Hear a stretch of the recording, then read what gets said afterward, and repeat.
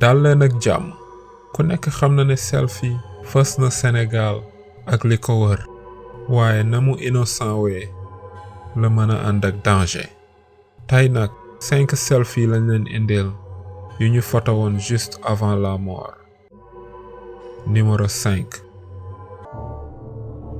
nekk ci biir oto sa xarit di dawal ngay jël photo selfie doon détracteur. loolu moo daloon Colette Moreno benn américaine le 20 juin 2014 la woon mi ngi nekkoon ci biir oto moo xaritam xarit ba di dawal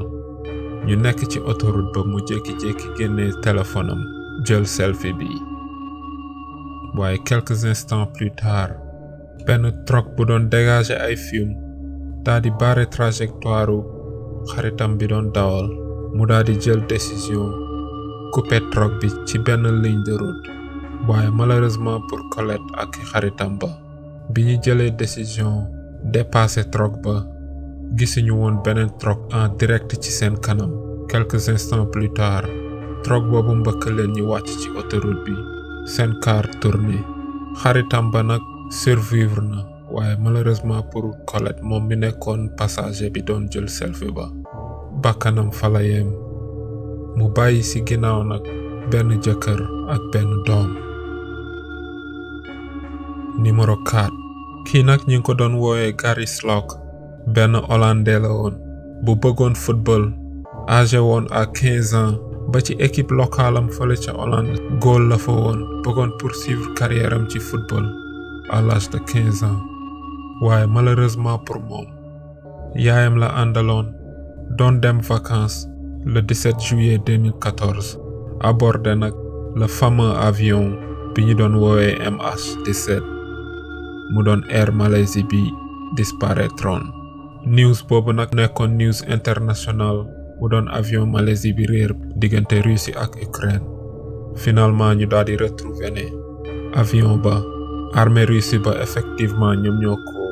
accidentellement tiré missile avion ba wàcc. juste avant missile ba di dal nag Gary jëloon selfie bi mook yaayam. quelques instants avant missile ba di dal avion ba muy explosé yóbbaale 283 passagers yi décédé. Numéro 3 di dawal oto nekkoon ci Facebook di jël selfie di déglu Pharrell Williams song Happy ba moo doon erreur fatalu xale bu jigéen bu ñu doon wooye Courtney Sanford fële ca Caroline du Nord États-Unis. effet bi nag mi ngi koy dal le 24 avril 2014 Courtney mi ngi doon dawal ci autoroute ba en même temps mu nekk ci Facebook deful woon attention ci yoon bi muy dawal mu nekk ci téléphone am jël selfie bii mu jël nag mu doon dernier instant wu àddunaam ndax bi mu posté selfie bi ci Facebook bi daa di ci ne tey laa gën a kontaan ci sama àdduna ndax son Pharrell Williams bi ni mu may def waaye quelques secondes plus tard Courtney yëgul woon ne otom dafa dérapé dugg ci beneen ligne bi mu doon trafic bu doon ñëw benn truck dal ci kawam mu daal di ciy génn àdduna instamment bi ko truck ba mbëkkee mu doon nag histoire bu triste. même lieutenant département police ba ñu ngi ko doon woowe Chris Wisner dafa def déclaration ci télé bi daal di ne juste pour une bêtise su Facebook xale bu jigéen bi ñàkk na ci bakkanam. j'espère que lii na nekk message ci xale yu jigéen yi nekk fii yépp di dawal di text message wala ngay dawal nekk ci Facebook bi en même temps defoo attention ci embouteillage wala oto yi nekk ci sa kanam. Numéro 2 nekk ci diggante ñaari train di jël photo selfie gisoo train yi nekk ci sa kanam. loolu moo dal ñaari sœur yi ñuy woowee Kelsey ak Savannah Webster ak seen xarit Essa en octobre 2011 fële ca Utah États-Unis ndax dañ daan dox jékki-jékki gis route autorail ba daal di jël décision nag wàcc ci raay ba pour jël selfie bi nag moo doon seen dernière selfie bi ñuy mujjee jël ndekete yëguñu woon ne bi ñuy jël photo ba ligne bi ñu taxaw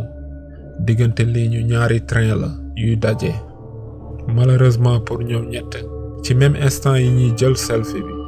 ñaari train yépp a daje ci seen kaw benn bi dooley train bi ak vitesse bi ak ngelaw bi daal di leen ëf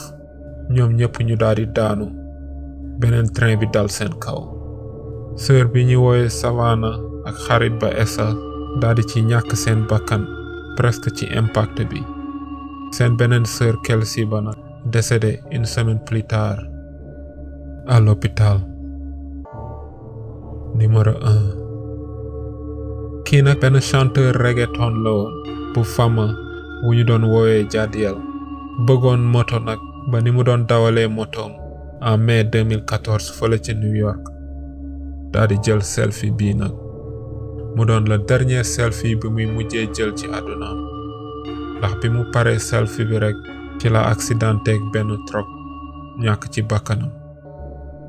loolu moo doon seen top 5 selfie juste avant la mort